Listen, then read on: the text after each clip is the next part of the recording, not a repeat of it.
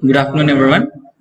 In today's topic, I would like to discuss you regarding the next program, National Water Supply and Sanitation Program. So, coming to the topic, water supply and sanitation in India. So, India is a very motive country where there is a strategy called Health for All.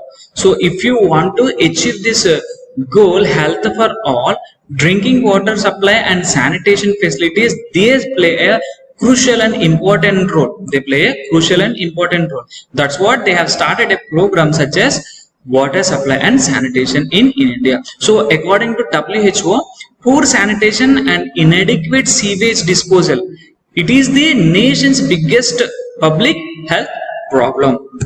So approximately 80 to 90% of untreated sewage is discharged directly into the rivers and streams, and these rivers, unfortunately, they are the main sources of water supply to the cities. And human feces remains one of the world's most dangerous pollutants, which is spreading the microbes that causes typhoid, cholera, diarrheal illness, amoebic dysentery, and other virulent diseases. So you can see here in the statement what it is saying, about 80 to 90% of untreated sewage, about 80 to 90% of untreated sewage is being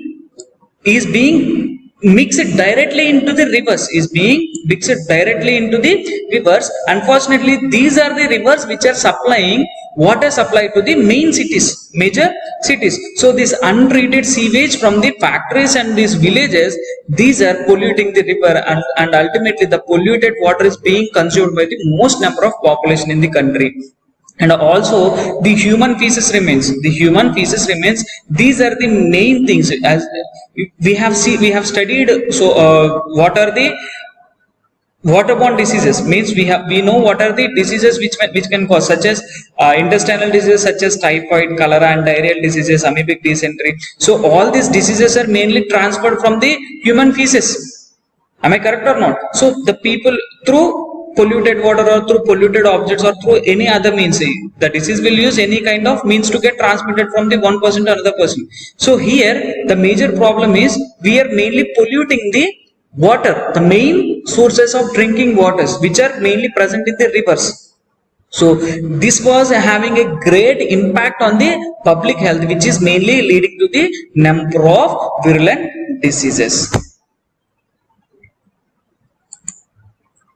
So if you see the status in India, so in urban areas about 96% of the waters improved water sources are there, and in rural areas 84. In total you can observe 88% of improved water sources in urban and rural area. If you see the sanitation in urban areas, it is of only 54%, and it is very dramatically very low when compared to the urban to rural. In rural, the sanitation improvements were only 21%, and if you see the overall status of this sanitation, it is only of 31%.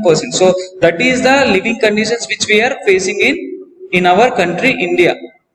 So this is the status. This was the status.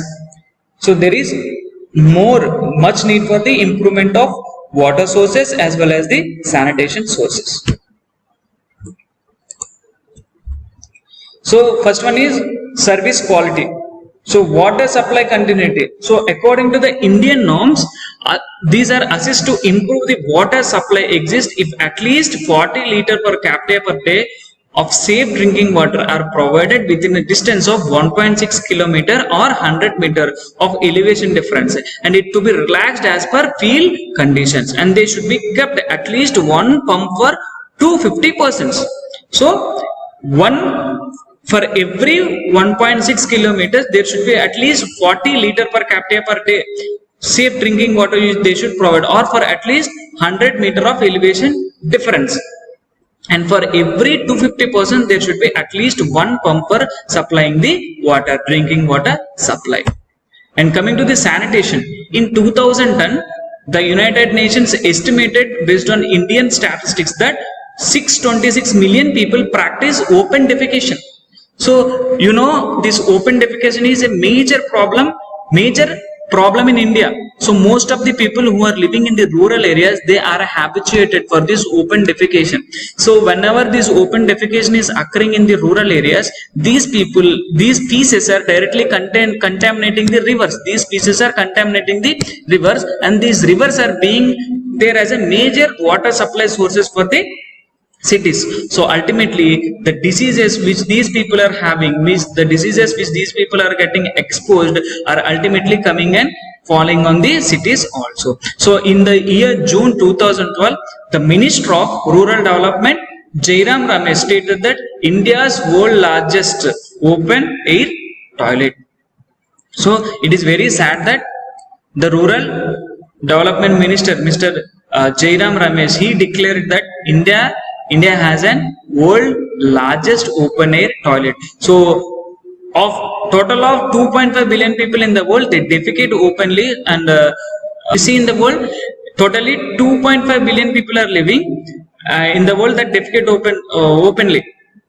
If you see here, about 2.5 billion people in the world are defecating openly, and out of these 2.5 billion people, some of 665 million people are living in India. So you can see, out of this 2.5 billion cases who are defecating, who are practicing open defecation, out of those 665 million people are from India. So that is the major part India is playing in the open defecation. If you see the environment, so as per 2003, it is estimated that only 27% of India's wastewater was being treated, and with the remainder flowing into rivers, canals, and groundwater into the sea.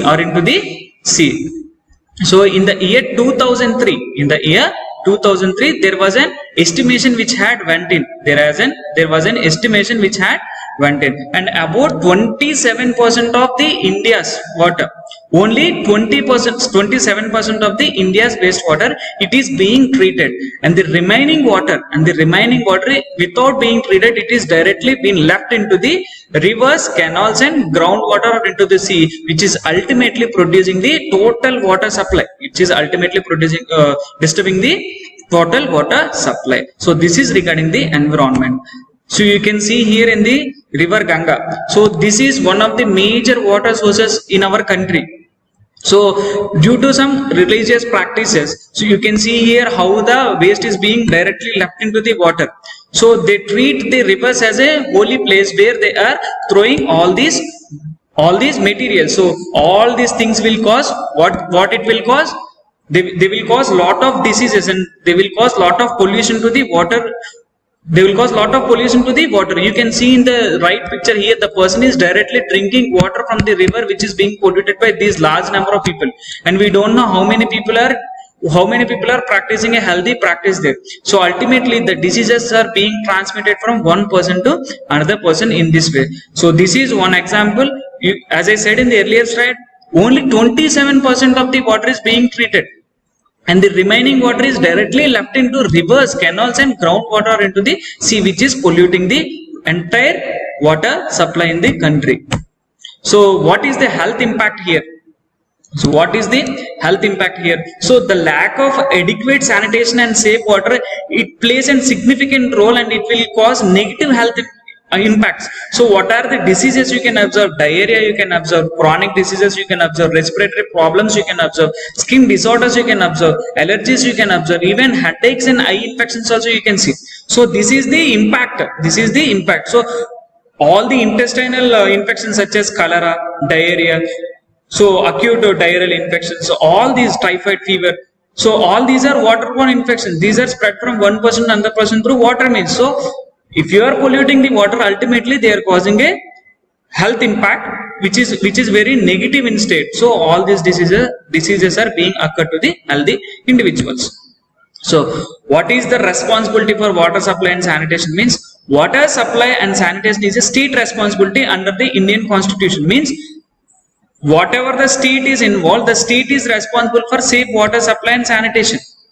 So according to Indian Constitution, the state is responsible for the water supply and sanitation, and state may give the responsibility to Panchayat Raj institutions, that are PRI, in rural areas, and in rural areas mainly the responsibility is given to the Panchayat Raj institutions, and in urban areas the responsibility is given to municipalities and urban local bodies, which is also known as ULB.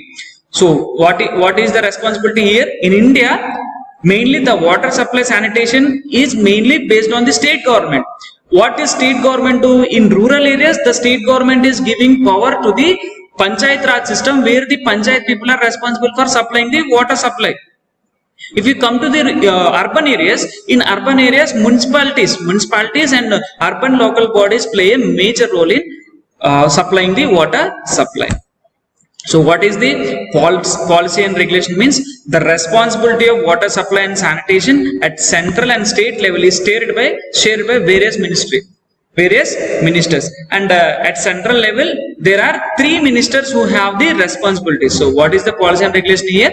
Mainly the sanitation of responsibility of water supply and sanitation is at central level, it is shared by 3 persons, 3 ministers. So these are the 3 ministers here: Ministry of Drinking Water and Sanitation, Ministry of Housing and Urban Poverty, and Ministry of Urban Development. So what is the role of Government of India? So in the year 1954, National Water Supply and Sanitation Program was started, and in 1972, Accelerated Rural Water Supply Program was started. In the year 1981, Integrated Drinking Water Supply and Sanitation Program was started, and in 2002, Swajal Dhara was started. In the year 2008, National Urban Sanitation Policy was started. So coming to this program, National Water Supply and Sanitation Program, it was initiated in the year 1954. It was initiated in the year 1954. And what is the objective here? The objective here is to provide safe water supply and adequate drainage facilities to entire urban and rural population of the country. So whenever there is safe water supply, whenever there is proper adequate drainage, the sewage is not being mixed with the healthy water, means pure water, so that the disease transmission is being stopped. What are the targets here? So the targets of this program are 100% urban and rural water supply, 50% urban sanitation, and 25% rural sanitation.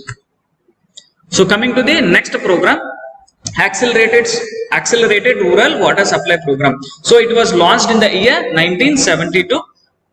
It is also known as ARWSP, and it was started as a supplement to National Water Supply and Sanitation Program. And the central government supports the efforts of states in identifying the problems in villages through assistance of this Accelerated Rural Water Supply Program.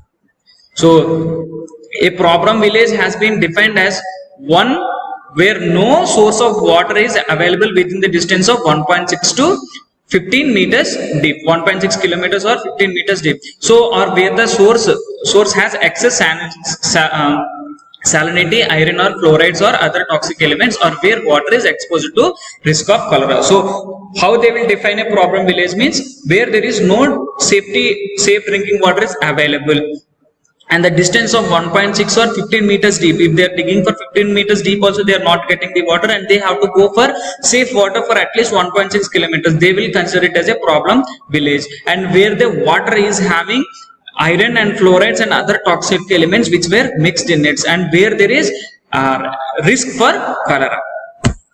So you can see here International Drinking Water Supply and Sanitation Program. You can see here International Drinking Water Supply and Sanitation Program. It was launched in the year 1981 by the Government of India, and the target was to cover 100% coverage of water in both urban and rural, and 80% of urban sanitation and 25% of rural sanitation. So the stipulated norm of water supply is 40 liters of safe drinking water per capita per day. At least one hand pump should spot for every 250 persons, and they should adopt environmental practices including disposal of garbage and refuse and waste water, and to convert all existing dry latrines into low cost sanitary latrines. The other program which was launched was Swajal Dhara. It was launched in the year 25th December 2002. It has certain reform principles which needed to be adhered by the state governments. Coming to the aims of this Swajal Dhara. Aims of Swajal Dhara: to provide safe drinking water in rural areas with full ownership of the community and building awareness among the villages community on the management of drinking water projects, including better hygiene practices and encouraging water conservation practices along with the rainwater harvesting. So these are the aims of this Swajal Dhara. So it has two components. Swajal Dhara 1, first Dhara, it is for gram panchayat or group of it is for gram panchayat or a group of panchayat at block level and at tehsil level. And Swajal Dhara 2, it is also known as second Dhara. It is at district as well as project area. It is at district as well as the project area. So coming to the activities of this Swajal Dhara project, mainly they have to plan, implement, operate and maintain and manage all water supply sanitation program. They have to plan, implement, operate and maintain all water management supply sanitation program. Coming to the conservation measures, so rainwater harvesting as well as groundwater recharge system. Rainwater harvesting as well as groundwater recharge system. So coming to the other policy, National Urban Sanitation Policy. So it was launched in the year 2008 by the Government of India, and main goal of this National Urban Sanitation Policy was to creating totally sanitized citizens, means to treat all wastewater, to make free from open defecation, to eliminate manual scavenging and to collect disposal solid waste safely. So all these are the goals. All these are the goals of this urban sanitation policy program. So this is regarding national supply of water supply and sanitation program. So if you have any queries, you can contact me through my WhatsApp and email. Thank you. Thanks for listening. Please like, share and subscribe.